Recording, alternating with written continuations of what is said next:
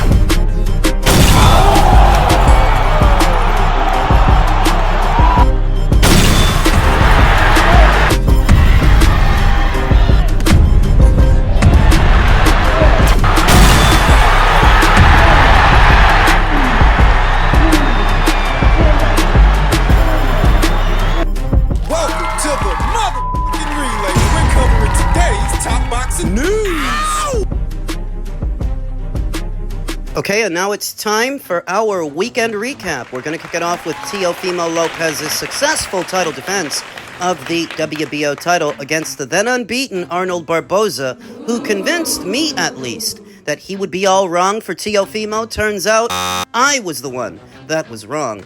Arnold looked very much a limited fighter, lost in the sauce, unable to contend with the athleticism, speed, and sharpness of Teofimo Lopez. There's not a lot to it. Teofimo spent the entire fight on the balls of his feet, bouncing in and out of striking distance, getting in with punches here and there, and Arnold was unable to contend. Always a step behind, always second best. That if Teofimo won this fight, and he definitely did, it was off athleticism alone. I count a minimum of 10 rounds in favor of Teofimo Lopez. He thoroughly outclassed Arnold Barboza, and there's not a lot more to it than that. It's not a fight that you have to overanalyze. Not when one guy won at least 10 rounds, maybe more. Most I could give Arnold was 2 rounds out of the 12. Going into this fight, I had already sold all my stock in Teofimo Lopez, who blows hot and cold.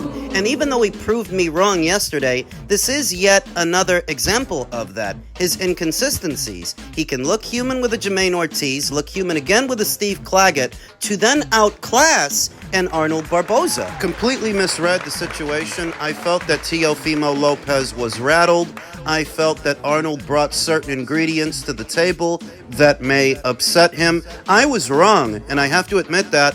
I have to eat my crow. Teofimo, through his athleticism and movement, was able to draw Arnold Barboza out. That was the mistake. That after a while, it was Arnold giving chase to Teofimo, which plays into Teofimo's hands. That on the back foot and on the move, he's actually pretty good. So if Arnold pursues him, that will give Teo the opportunity to put his fast hands and counter-punching on display, because Arnold is the one chasing him. What Arnold should have done... What I thought he was going to do was hang back, like he did in the Pedraza fight, like he did in the Jose Ramirez fight. Let Teofimo come to you so that you can set him up. Since you're the taller, longer fighter, you don't need to be close to him to touch him. All you've got to do is hang back and let him come to you. He didn't do that. He got drawn out and ended up fighting Teofimo's fight on Teofimo's terms. Believe it or not, this was a very important fight for Teofimo because the rest of his career was on the other side of it. This was a segue to bigger fights with bigger names. Just get through Arnold and the money will be there. It's not a victory that can be discredited in any way. Arnold Barboza was neither an inactive fighter or an injury-prone fighter. He wasn't a fighter that's old or over the hill. He was unbeaten going in. Teo looked sharp. It wasn't the most entertaining fight to watch per se. After a few rounds, it all became very monotonous and repetitive, but it is a fight where Teo showed his class, his quality, that it will take more than an Arnold Barboza to give him his next professional loss. Congratulations to him. He proved me wrong. Over to the Devin Haney versus Jose Ramirez fight, where I think the entire card took a turn for the worst. Not that the Lopez versus Barboza fight was non-stop action, because it wasn't. Not because that fight was entertaining, but this fight was even less entertaining than that. What was supposed to be Devin Haney's big ring return a year out from the Ryan Garcia fight. So many questions ahead of this fight. Was Devin Haney irreparably damaged, physically or psychologically, as a result of what he suffered last year at the hands of Ryan Garcia? How would he look with Jose Ramirez? He looked scared. He looked like a track star, not a pugilist, like a runner, not a boxer, and I am just so sick and tired of these overhyped American fighters and this poor excuse for boxing. I think about the fight that we got not that long ago between Chris Eubank Jr. and Conor Benn, neither of which are heralded as pound-for-pound elites or even world-class fighters. And they did a much better job of entertaining that crowd than these two guys entertained this one. At the risk of infuriating the boxing snobs, all Devin Haney did for the majority of this fight was run from one end of the ring to the other, then the other, then the other, occasionally throwing a punch, occasionally landing one. But that aside,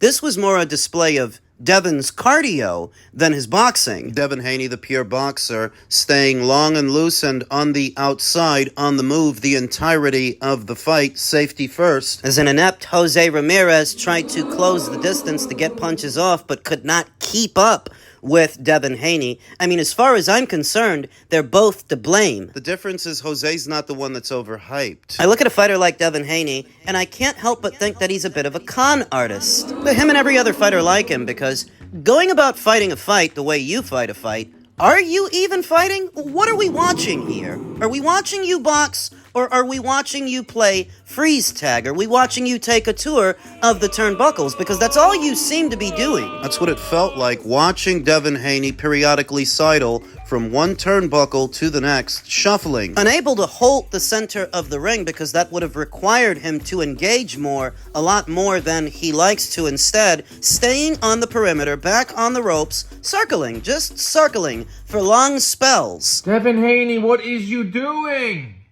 You can't talk for a year like you did and do that. Lay an absolute dud.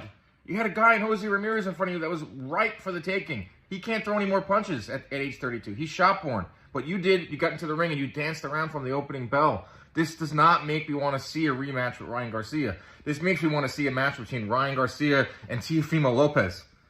That's a tough look from Devin Haney. He ain't beating the allegations of being a boring fighter. He looked like a guy that did not want to get hit. He looked like a guy that is coming off of a year-long layoff. Looked like a guy that sued his last opponent and has been playing the villain role, which he does not want to be. Bad, bad, bad, bad, bad. Devin fought like a pussy. He laid an egg. A fat one.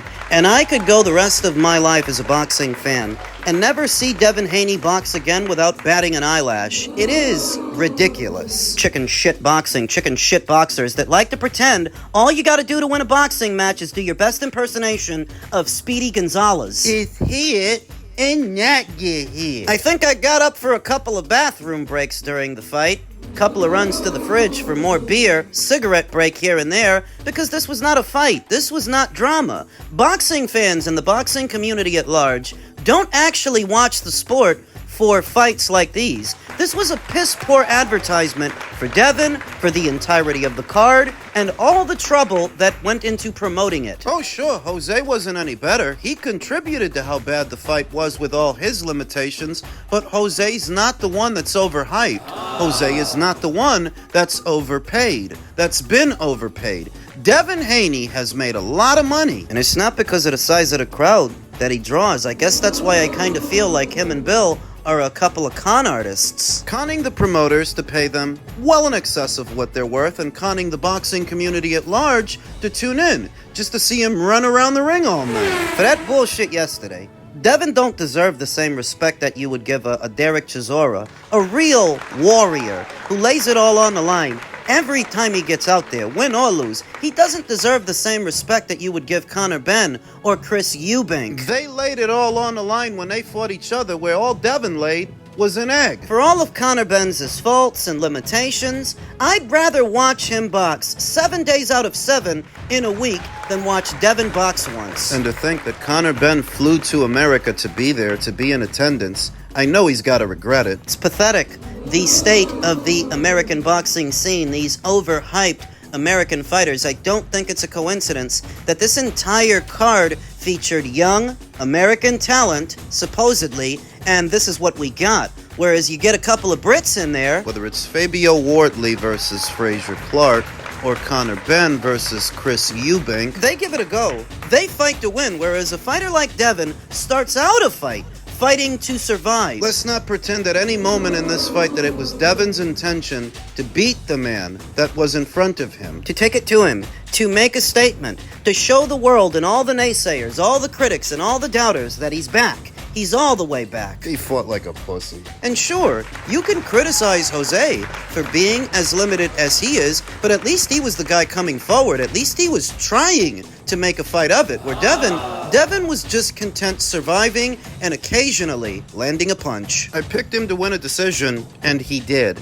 But I did not anticipate that he would look this poor. This pathetic. In truth, it's the only prediction that I got right on yesterday's bill, but I wouldn't have been mad at all if Jose proved me wrong and beat Devin, so we can get these guys off of television. Stop rewarding these chicken shit boxers. Guys like Devin belong on the prelim. Over to the main event that wasn't much better. Ryan Garcia's shock upset loss to Rolly Romero, of all people. You know it's bad when Rolly exhibits a better boxing IQ, a better boxing brain than you do. And what most people are now saying, that Ryan seemed a very different fighter off the Osterin than on it. In truth, I've never thought Ryan was a good fighter, and you've heard me say that over the years, time and time again, that Ryan, as far as his boxing, He sucks. Maybe he's an alright physical specimen because he's got some height and some length, some speed, and some power, but even that was absent from yesterday's contest. Now, what we saw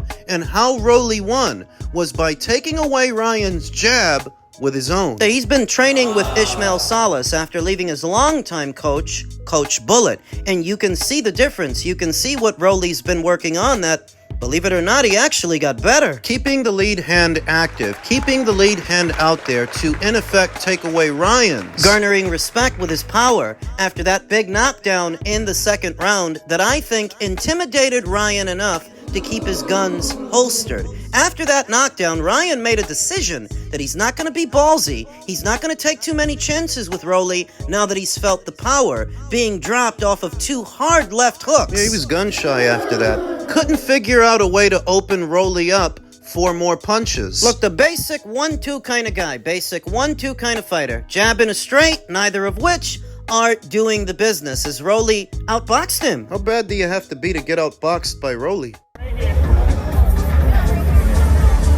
Hey Brian, they canceling the face off. They trying to kick us out. They canceling the face off. You gotta pick it up, Brian.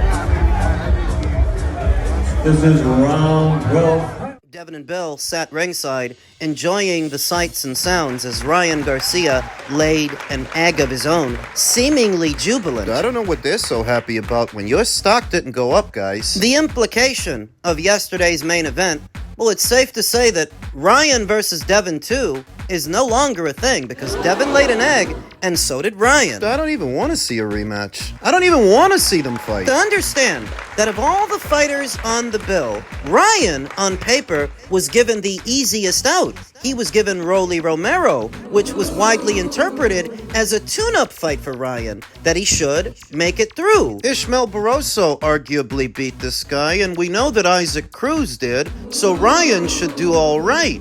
If he didn't, What's the difference? no Osterin. I didn't think that Rolly would be the one to expose Ryan next. I didn't think that it would be him.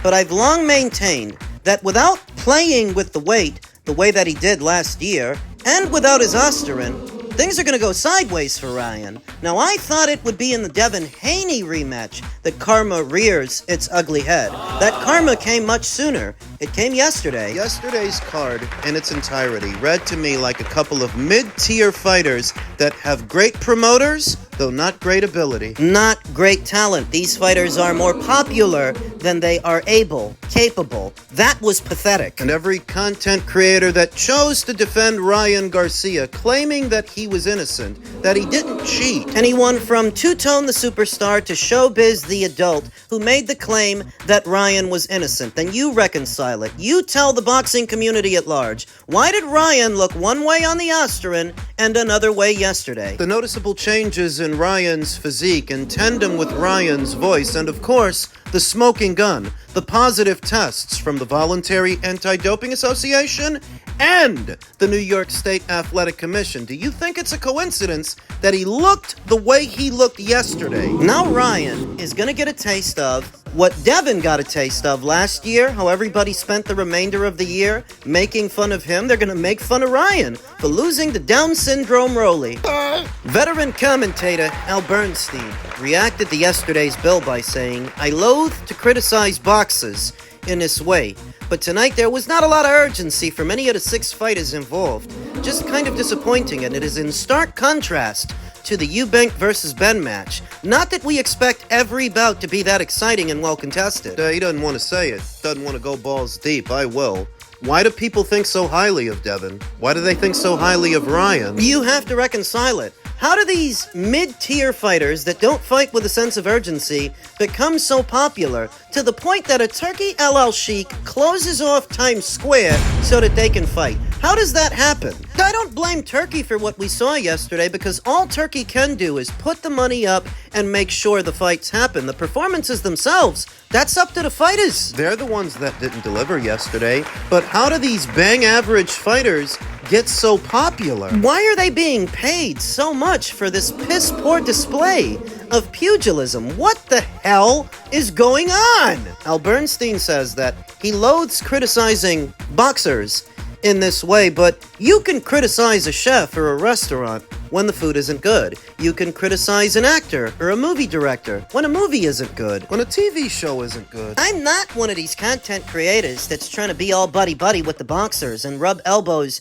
with the boxers. I don't play them the violin. I don't think they deserve amnesty because of the risks associated with their profession. They're the ones that chose it. They signed the waiver. They spend way too much money on these guys to fight like a couple of bums. That's what they look like, a couple of bums. The expectation is when you gather a list of fighters as popular as these guys are, all on one bill, you're going to get more bang for your buck. Well, it was the opposite. And I don't think it's a coincidence that it was a card primarily populated with American fighters. Because what do I tell you about the Americans all the time? Yeah. Today's American boxer is more of a shyster, more of a con artist than a pugilist. They draw you in. Spending weeks and months on end talking about what they're gonna do and how good they are so that on the night they can lay an egg. We keep seeing it. It keeps happening. It's pathetic and not worthy of my hard-earned dollars. I bought the pay-per-view, so I'm well within my rights to criticize what I saw. That shit was trash. Devin is trash. Ryan is trash. Rolly's retarded. This card was garbage. They're the ones to blame, not Turki, not the event coordinators. All they can do is give you a place to fight, then pay you. But it's up to you to entertain the audience. It's up to you to entertain the crowd, and you didn't do that. You suck. The only hope now is that the Saudi Arabian show later today will deliver in all the ways that the Times Square show did not. Talk about overhyped. That's all American fighters are good for these days. A lot of hype, but not a lot of substance. Turkey took an L on this one. I think we all did.